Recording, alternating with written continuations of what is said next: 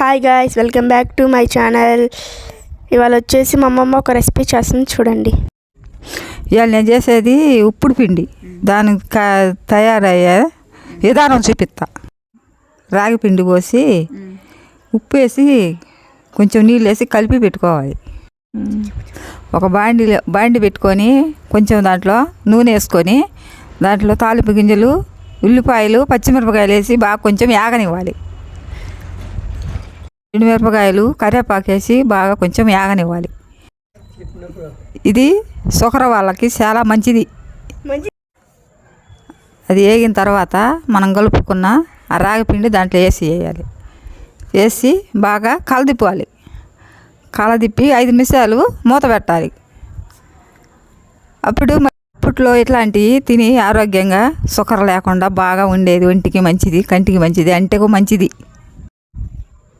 ఇది చిన్నపిల్లలకు కూడా బాగా సాక్స్లాగా తినిపించవచ్చు. ఒక 5 నిమిషాలు బాగా మగ్గనివ్వాలి మూత పెట్టి.